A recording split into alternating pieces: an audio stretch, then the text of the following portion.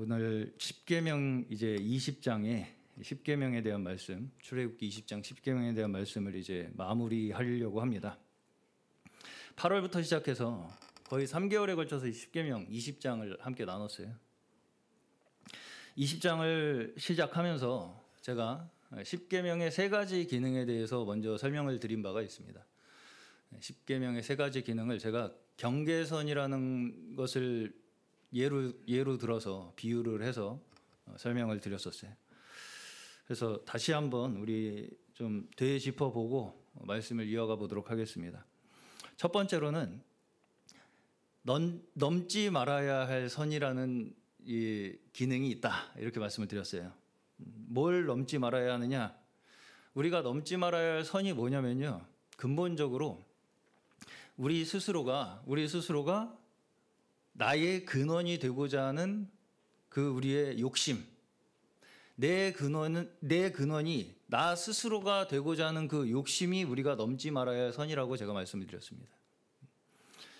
그게 그리고 사실은 십계명 마지막 계명인 탐심과 연결이 되어 있어요. 그것이 곧 탐심입니다. 우리가 나 스스로가 나의 근원이 되겠다고 하는 그 마음 자체가 탐심이에요. 그리고 이제 두 번째로는 은혜의 경계선이라는 이 비유를 해서 제가 설명을 드렸습니다. 자, 넘지 말아야 할 이 경계선이 어떻게 은혜가 됩니까, 우리한테? 넘지 말아야 할 선이 어떻게 우리에게 은혜가 돼요? 사실은 우리가 이 넘지 말아야 할 선, 우리가 나 스스로가 내 근원이 되고자 하는 그 탐심, 그 경계선을 우리 모두가 다 이미 넘은 자들이라는 것이죠. 그런데 어떠신다는 거예요? 하나님께서 여전히 우리를 저주 가운데 버려두지 아니하시고, 우리가 이미 넘었으면 우리는 멸망받아 마땅한 자들이거든요. 근데도 하나님께서 우리를 포기하지 아니하시고 버려두지 아니하시고 저주 가운데 멸망 가운데 내버려두지 아니하시고, 계속해서 하나님께서 그 말씀 안으로 하나님의 언약 가운데 우리를 부르고 계신다는 증거가 이 율법이기 때문입니다. 네. 율법이 주어지면 우리는 우리한테 뭘 이렇게 따지시려고 그러나 이렇게 우리는 느껴지게 되는데, 그 자체가 하나님께서 우리에게 말씀을 하고 계시는 거잖아요. 하나님께서 우리와 함께 뭔가를 하고자 하신다는 거예요. 관계를 맺고자 하신다는 거죠. 그 자체가 우리를 여전히 포기하지 아니하신다는 증거라는 거예요. 그래서 은혜입니다. 우리가 죄를 범한 자들임에도 불구하고 우리를 끝까지 포기하지 아니하시고 그 하나님의 언약 안으로 우리를 계속해서 초청하고 계신다는 그 사실 자체가 은혜이기 때문입니다. 그리고 이제 마지막으로 자유의 경계선이라고 제가 설명을 드렸습니다. 자유의 경계선. 제가 방금도 말씀드렸다시피 우리는 율법을 받으면 뭔가 우리를 제한하고 통제하는 것처럼 느껴집니다. 하지 말라고만 하잖아요, 계속. 살인하지 마, 간음하지 마, 도둑질하지 말고, 거짓말하지 말고, 하지 말라는 것만 계속 나오니까 하지 말라고 하는 게 많지, 이렇게 나한테. 나 하고 싶은데 하고 싶어요. 하지 말라고 하면 더 하고 싶어지잖아요. 그럼에도 불구하고 사실은 우리의 참된 자유는 어디에서 우리는 누릴 수 있게 되느냐면, 하나님과의 참된 관계가 회복되는 것으로만이 우리는 참된 자유를 누릴 수가 있게 된다는 것입니다. 그래서 제가 이것을 계속해서 부모와 자녀의 관계에 비유를 했었어요. 오늘 로마서에 보면 저희가 자녀라고 말씀을 하시잖아요. 우리는 항상 예배에서도 하나님을 아버지라고 부르죠. 하나님을 아버지라고 고백을 합니다. 그런데도 우리가 내가 하나님과 부모 자식 관계라는 사실을 그렇게 깊이 생각하지 못하는 것이 사실입니다. 자, 부모 자식 관계는 어떻게 연결된 관계라고요? 혈연으로 맺어졌잖아요. 혈연이라는 게 뭡니까? 실제로 낳았기 때문에 부모 자식이 됐다는 거죠. 실제로 낳았어요. 그냥 부모님이 실제로 자식을 낳았기 때문에 부모 자식이 되는 것입니다. 거기에 어떤 조건이 없다는 것입니다. 조건이 없어요. 자, 이게 무슨 말이냐면 우리가 노력해서 우리가 뭔가 하나님의 자녀가 되기 위해서 뭔가 막 조건을 갖춰서 그래서 우리가 하나님의 자녀가 된 것이 아니라 하나님께서 우리를 낳으셨기 때문에 우리가 하나님의 자녀가 되었다는 것입니다. 예. 그러고서 이제 그러면 거기서부터 뭐가 발생을 하느냐? 부모님은 자녀를 낳으면 그때부터요 잘 키워야 할 책임이 발생합니다. 그렇죠? 그렇죠. 김수진 집사님. 상윤이 어디 있어요?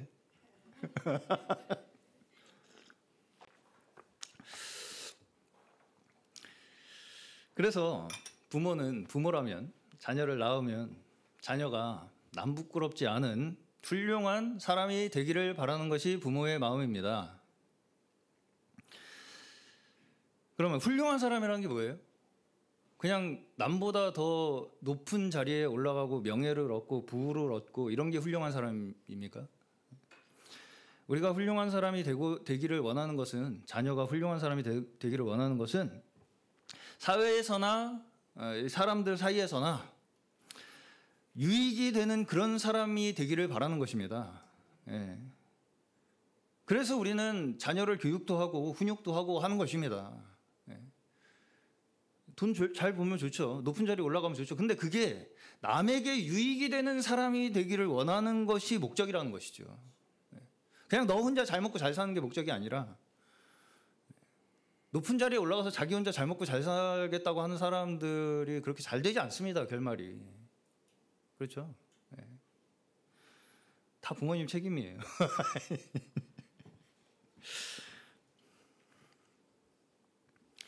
그래서 사회적으로 그냥 성공하고 높은 자리에 올라가고 뭔가 부와 명예를 얻고 이런 것이 목적이 아니라 그 자체가 목적이 아니라 그거보다 더 중요한 것이 뭐냐면 내 자녀가 세상과 이웃에 대해서 올바른 생각과 올바른 가치관을 가지도록 하는 것이 우리에게 더 중요한 것입니다.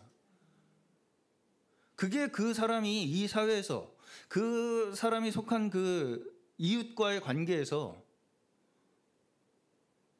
훌륭한 사람으로 살아가게 되는 모습이잖아요.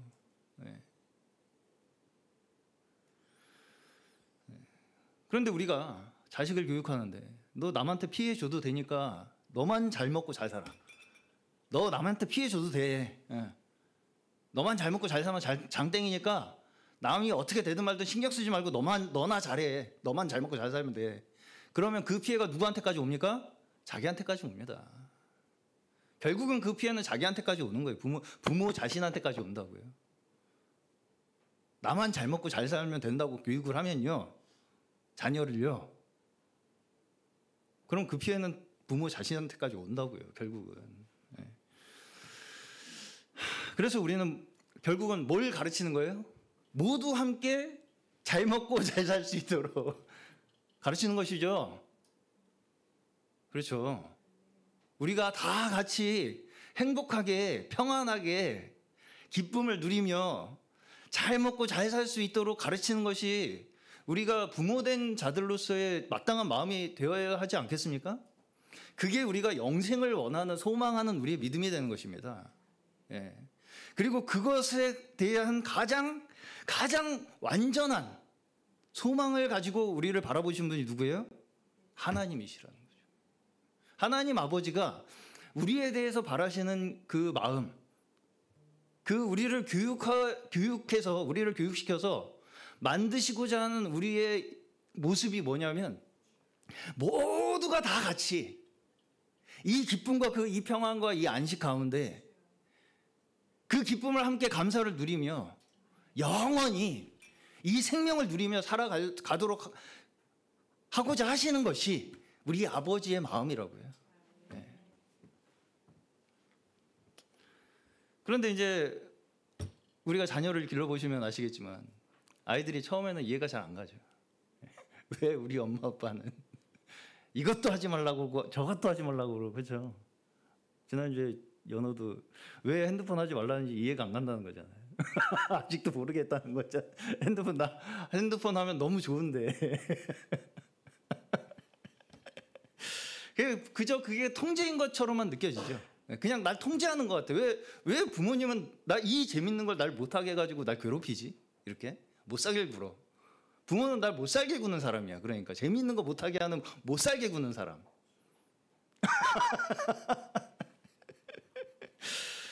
그래서 이제 반항도 하고 집도 나가고 그런 거죠.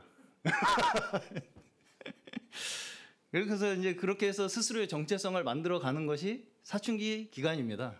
그렇죠. 그래서 누구에게나 그 기간은 별로 되돌아보고 싶지 않은 기간입니다. 내가 미쳤었구나 그때. 떠올리면 밤에 발로 이불을 차게 되는 그런 기억이 누구에게나 있습니다. 그 사춘기 기간은. 그래서 이제 그런 과정을 지나서 이제 결혼을 하고 자녀를 낳아보면 조금씩 이제 그때 부모님이 왜 나한테 그거 하지 말라 그랬는지 알겠다. 나도 똑같이 그걸 하지 말라고 하는 내 모습을 이제 보게 되죠. 자녀한테. 나는 했었는데 나는 그러고 살았는데 나는 몰랐는데 나도 이제 자녀한테 그 똑같은 걸 하지 말라고 하는 내 모습을 보게 된다고요.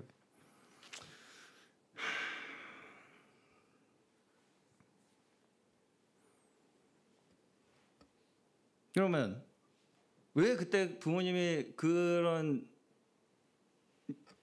나를 이렇게 뭔가 재밌는 일을 뺏어가는 것 같고 통제하는 것 같고 제약하는 것 같고 이러한 것이 왜 그랬다고 생각이 드는 거예요? 점점 부모님이 나를 사람 만들려고 하셨구나.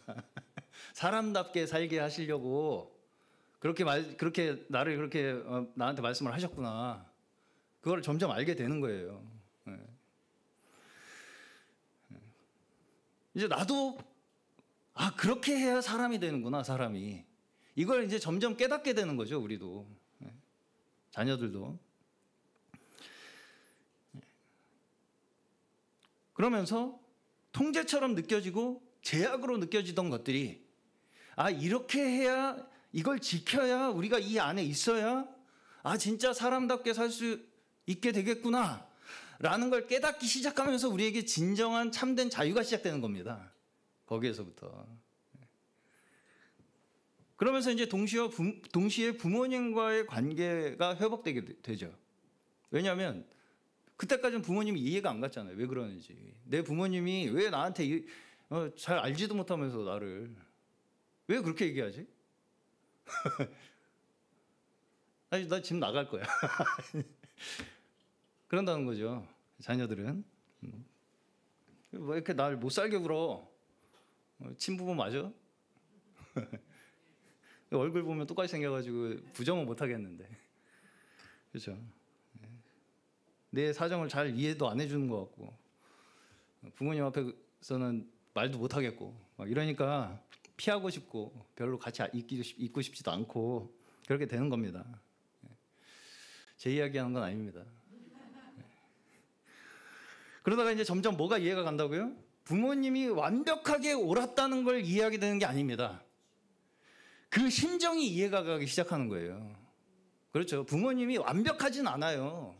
그런 마음을 표현하는 데 있어서 100% 완벽하게 표현을 하지 못합니다. 부모님도. 그럼에도 불구하고요. 심정을 이해하는 거예요. 왜 그러셨구나 그때. 왜 그러셨는지 알겠다 이제. 그때 조금 나한테 과하게 하시긴 하셨지만 그 마음이 뭔지는 알겠다. 그래. 나를 정말 인간 만들려고 그렇게 걱정을 하셨구나. 그 관계에서부터 오는 진정성과 진심을 우리가 깨닫게 되는 것입니다. 그렇죠? 자, 어느 집에 아들이 있는데 이것도 제 얘기 아닙니다. 자꾸 말썽을 부려요.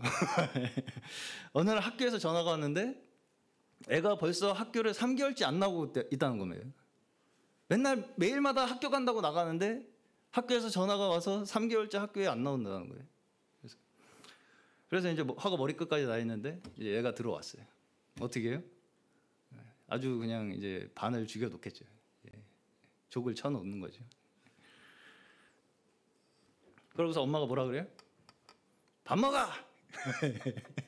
밥 먹어! 그럼 애는 뭐라 그럽니까? 안 먹어. 그리고 문 쾅 닫고 들어가 버리잖아요. 그럼 누구 속이 탑니까? 엄마 속이 타죠. 부모 자녀 속은 절대 탈 일이 없습니다. 문 쾅 닫고 그냥 들어가면 끝이에요. 애는. 애가 밥 안 먹으면 굶어 죽을까 봐 걱정되는 게 부모예요. 그러다가 영양실조 걸릴까 봐. 그렇죠. 그러면서 뭐라고 합니까? 부모는 결국은 애를 어떻게 달래요? 그래도 나 너 믿어. 그래도 나 너 믿어. 이렇게 해서 애를 달랩니다. 자녀를 달랠 때요. 그렇죠? 네. 이것이 믿음입니다. 이것이 믿음이에요. 네. 제가 오늘 말씀 제목을 믿음으로 이르는 믿음, 믿음으로 믿음에 이르게 하신다고 하는 이 로마서 1장의 말씀을 오늘 제목으로 정했는데, 이 믿음을 우리에게 주시는데 그 믿음을 주시는 원인이 뭐라고요? 믿음이라고. 믿음이 믿음을 만든대요. 그럼 그 앞에 믿음은 뭐예요? 하나님의 부모님으로서의 아버지의 믿음이 그 믿음입니다. 우리를 하나님께서 먼저 믿어주시는 거예요. 자녀로서요. 나 너 믿어. 그러면 부모가 자식한테 그 지금 말썽 부리고 있는 그 자녀한테 나 너 믿어 하는 그게 진짜 네가 잘할 거라고 믿는다는 믿음입니까? 그게 아니고요. 나 너 끝까지 인간 만들 거야라는 믿음입니다. 나 너 끝까지 포기 안 해. 너 인간 만들 때까지 내가 너 끝까지 포기 안 할 거야. 그 협박이에요. 나 너 믿어는. 그렇죠? 네. 그렇죠. 네. 그 의지가 하나님의 믿음이에요. 그 하나님의 의지를 우리에게 보여주심으로써 우리에게 믿음을 주신다는 거예요. 하나님께서 먼저 우리를 믿어주셔서 우리에게 믿음을 주신다고요. 우리를 낳으셨으니까요. 지금 이게 누구 모습입니까? 우리도 지금 하나님께서 왜 나한테 도대체 이러시는지 이해가 안 가잖아요. 아, 자녀라면서요. 구원하셨다면서요. 왜 이러십니까 지금 나한테 지금. 이게 이러식입니까 지금? 지금 나가버리고 싶잖아요. 막. 반항도 하고 원망도 합니다. 꼭 그렇게 시키는 대로만 해야 됩니까? 제가 그렇게 뭐 예수님이 희생하신 것처럼 원수도 사랑하고 그래가지고는 안 될 것 같은데요. 내 방법으로 뭔가 좀 살아도 충분히 뭔가 해 나갈 수 있을 것 같잖아요. 그러면 어떻게 된다고요? 이제 부모님하고 거리가 점점 멀어져요. 하나님이 무서워져. 가까이 가기 싫어져. 내 방법대로 해야지 하고 싶으니까. 내 방법대로 한번 살아보고 싶으니까. 자, 오늘 출애굽기 20장 18절 19절 보시면 이스라엘 백성들이 뭐라고 합니까? 율법을 듣고 무서워서 벌벌 떨죠. 무서워서 벌벌 떱니다. 가까이 못 가겠다. 하나님이 직접 우리한테 얘기 좀 하지 않게 해달라. 모세 당신이 우리한테 얘기해라. 하나님이 직접 얘기하지 말고. 왜? 무서워서 죽을까 봐 우리. 왜 두렵습니까 지금? 이 이스라엘 백성들이 왜 두려워요? 십계명이 어떻게 보이는 거냐면 탈락자를 가려내는 것처럼 느껴지는 거예요. 한마디로 이 십계명을 줘서 이거 탈락하는 사람은 하나님이 죽이시려나 보다. 그렇게 느껴지니까 무서운 겁니다. 무서워요. 그래서 지금 이스라엘 백성들이. 그러니까 20절에 뭐라고 모세가 대답합니까? 모세가 백성에게 이르되 두려워하지 말라. 하나님의 임하심은 너희를 시험하고 너희로 경외하여 범죄를 하지 않게 하려 하심이니라. 예. 두려워하지 말래요. 죽이려고 하시는 거 아니라는 거예요. 아버지가. 너 지금 시험한다는 거는 너 교육하신다는 것입니다. 우리를 교육해서 사람 만들려고 하시는 거지 그거 탈락하면 죽이려고 하시는 분이 아니라는 것입니다. 하나님께서요. 네. 오해하지 마라 하나님. 이 얘기입니다. 지금 모세가. 네. 너희를 범죄하지 않게 하기 위해서 사람 만들려고, 사람답게 살게 만들어 보시려고 지금 하시는 거지. 그렇게 니네 뭐 조금 꼬투리 잡아가지고 니네 죽이려고 하시는 그런 분 아니다, 하나님.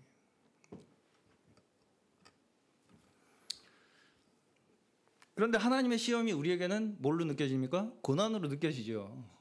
하나님의 시험은 우리에게 반드시 고난으로 느껴집니다. 그런데 그 고난이 무엇을 위한 거라고요? 우리를 성장시키기 위해서 하나님께서 주시는 교육이라는 것입니다. 교육 방법이라는 거예요. 우리를 성장시키시는 교육 방법. 시험. 그 시험이 우리에게는 고난으로 느껴진다고. 자녀는요, 이 관계 안에 있는 자가 자녀입니다. 우리가 자녀라고, 하나님의 자녀라고, 하나님을 아버지라고 부르는 것은요, 우리가 이 관계 안에 있다는 것을 믿기 때문에 우리가 하나님을 아버지라고 부르는 거예요. 우리를 끝까지 버리지 아니하시고요. 우리가 지금 비록 고난 가운데 있고 시험 가운데 있지만 그걸 통해서 하나님께서 나를 사람 만들려고 하시는구나. 자, 율법을 합격 불합격으로 가리려고 하는 것은 자녀가 아니라 종이 가지는 생각입니다. 종은 주인이 하는 것을 알지 못한다, 이렇게 말씀합니다. 그렇죠? 그러나 우리를 친구라고 부르신다, 이렇게 말씀을 합니다. 친구라는 것은 동등한 자격을 그에게 주는 것입니다. 우리를 하나님과 동등하게 대우해 주신다는 거예요. 자녀도 사실은 동등하게 대우하는 것입니다. 하나님께서 피조물인 우리 사람을요, 창조자이신 하나님과 같은 동등한 자격을 우리에게 부여하셔서 그렇게 대우를 해주시겠다는 거예요. 그래서 동반자를 삼으시겠다는 거죠. 하나님과 우리를 동일한 그 자격을 우리에게 주셔서 동반자 삼으시겠다는 것입니다. 이것이 하나님께서 우리를 창조하신 목적이에요. 형상과 모양대로 우리를 창조하셔서 하나님과 같은 수준으로 우리를 이끌어 올리셔서 우리를 동반자 삼으시겠다. 영원히 우리와 함께 하시겠다. 그것이 우리를 창조하신 목적입니다. 그래서요, 성경은 처음부터 끝까지 보시면 하나님과 우리의 관계가요, 뭔가 합리적인 조건에 있지 않고 어떤 조건을 우리가 충족해서 뭐가 자녀가 되고 관계가 맺어지고 이런 게 아니라 뭔가 앞뒤가 안 맞는 것 같은 관계에 있는 것으로 설명을 합니다. 하나님과 우리의 관계가 뭔가 앞뒤가 안 맞아요. 그것을 이제 로마서 1장에서 율법에 나타난 하나님의 의라고 설명을 하는 것입니다. 제가 이번 올해 여름 수련의 제목이었죠. 율법 외에 나타난 하나님의 의. 자, 여기에 율법은 뭐예요? 합리적 조건이죠. 율법에 의하면, 그 합리적 조건에 의하면 우리는 받아들여질 수 없는 자들이에요. 근데 이상하게 우리를 받아주신단 말이에요. 이게 앞뒤가 안 맞는 겁니다. 우리 이미 이 율법 합리적인 조건에 의하면 우리는 받아들여질 수 없는 자들이 왜 받아들여졌지? 왜 받아들여졌죠? 이걸 우리가 아는 자들이 하나님의 자녀들이라는 거예요. 자녀라서 받아주는 겁니다. 그렇죠? 네. 하나님의 의의는요, 그 합리적인 조건을 벗어나 있다는 것입니다. 왜요? 부모 자식 관계니까요. 네. 포기할 수 없으니까요. 친구는요, 의리입니다. 그렇죠? 의리는 조건이 아닙니다. 일단 친구가 맞고 있으면 옳고 그름을 따지지 않고 같이 맞아라도 줘야 되는 게 친구죠. 친구가 두드러 맞고 있으면 너 잘했어, 잘못했어. 그래서 잘못했으면 나도 같이 때려. 이건 친구가 아니잖아요. 의리 있는 친구면은 친구가 잘못했어도 같이 맞아주는 게 친구잖아요. 맞아라도 주는 게. 아내가 밖에서 다른 사람 때문에 힘들었다고 하소연을 하면 남편 되시는 우리 남준희 집사님, 너만 힘드냐? 나도 힘들다. 징징대지 좀 마. 네가 군대를 안 갔다 와서 그런 거야. 그런 식으로 하면 밥 못 얻어 먹습니다. 그래서 믿음은요, 우리가 만들어내는 게 아니에요. 하나님께서 우리를 포기하지 아니하시는 하나님의 의리가 우리에게 믿음을 주시는 겁니다. 끝까지 우리를 편들어 주신다는 거예요. 그냥 덮어놓고. 이게 사실 이해가 안 가죠. 근데 그런다는 겁니다. 아브라함한테 하나님이 뭐라 그러십니까? 너를 저주하는 자를 내가 저주하고 너를 축복하는 자를 내가 그냥 무조건 편을 들어줘서 그에게 믿음을 주시겠다는 거예요. 네. 하나님께서요. 그래서 로마서 1장 17절 보시면 복음에는 하나님의 의가 나타나서 믿음으로 믿음에 이르게 하나니. 믿음으로, 믿음에서 어떻게 이르게 해요? 믿음으로 믿음을 만들어내신다. 네. 이제 이해가 가시죠? 네. 하나님의 의가 나타나서 주어지는 믿음이라는 거예요, 이게. 네. 하나님의 의가 나타나서 믿음으로 믿음에 이르게 한다. 네. 자, 분명히 우리가 가지는 우리의 의지와 우리의 믿음도 있습니다. 그런데 그 믿음이 어디서 주어지는 것이냐면 그 믿음의 원인이 뭐냐면 믿음이라는 거죠. 누구의 믿음? 하나님의 믿음. 이게 하나님의 믿음이라는 것입니다. 하나님이 우리를 먼저 믿어주셨기에 우리에게 비로소 그 믿음이 주어질 수가 있게 됐다는 거예요. 네.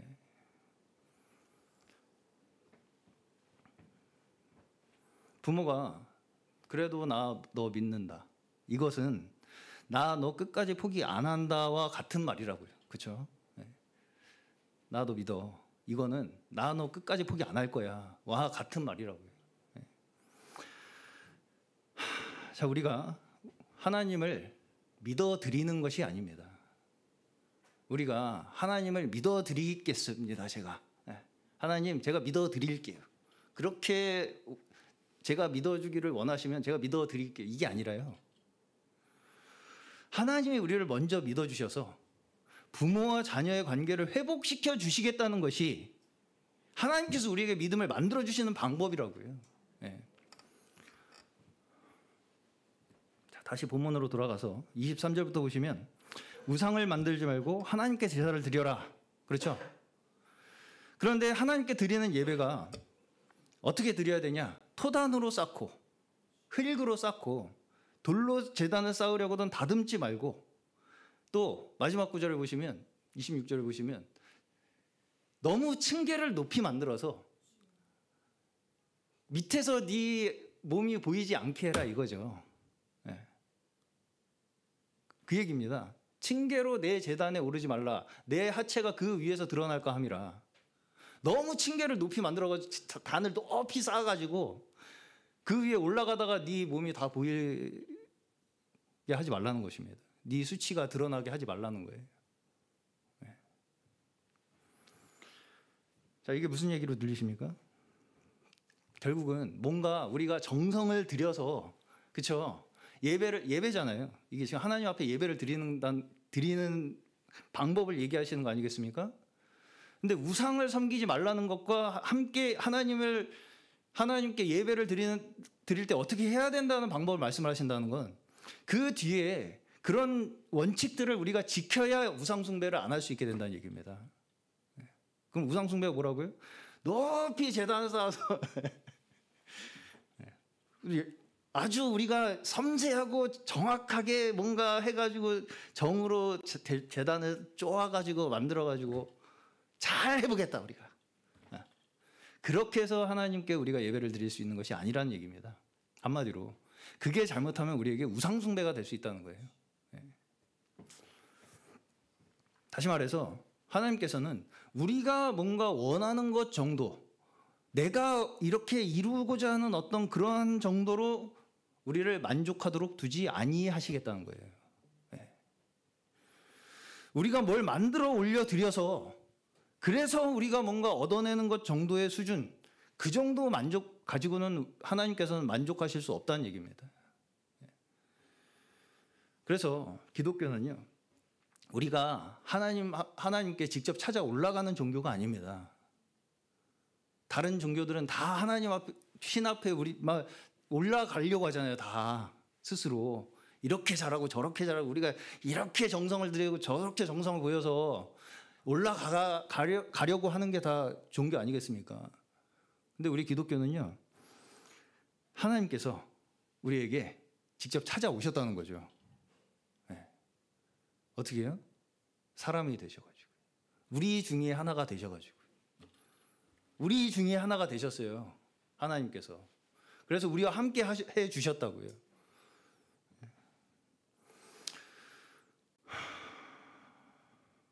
사람이 되셨을 뿐 아니라 죽음의 자리에까지, 음부에까지 끝까지 따라 내려가셔, 추격하셔 우리를. 거기에까지 함께 하시겠다는 의지를, 그 의리예요, 의리. 그 의리를 우리한테 보여주시는 그 하나님의 그 의지가 하나님의 의라는 것입니다. 그걸 하나님의 의라고 부르는 거예요. 의리도 없냐 니네는, 이겁니다. 왜 우상을 우리는 만들어요? 하나님이 달라는 걸 하나님께 우리가 자꾸 뭐 달라고 하잖아요. 근데 자꾸 달라는 걸 안 주니까 우상한테 가는 겁니다. 아직 초등학교도 안 간 자식이 부모한테 신세 안 지겠다고, 상윤이가 저 오늘부터 나가서 껌 팔겠습니다. 아우 대견하다. 그래. 그럴 거겠습니까? 그래 잘 팔아봐. 그래서 가산에 좀 보탬이 되라 너도. 오늘부터 껌 팔아봐 너. 다리 몽댕이를 분질러 놓겠죠. 그렇게 하나님께 내가 신세 안 지고 내가 내 힘으로 살아보겠다는 게 우상숭배입니다. 내가 돈 벌어올게요. 자존심 지키겠다는 거죠, 하나님 앞에서.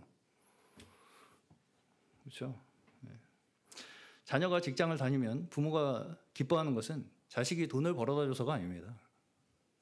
자식이 사회에서 이제 자기 몫을 하고 또 가정을 꾸리고 자녀를 낳고 그렇게 함으로써 자기 존재에 대한 책임을 질 수 있는 사람이 부모의 기쁨입니다. 무슨 말씀인지 아시겠죠? 네. 자기 존재에 대한 책임을 질 수 있는 사람이 되어가는 것이 부모의 기쁨이라고요. 자녀가.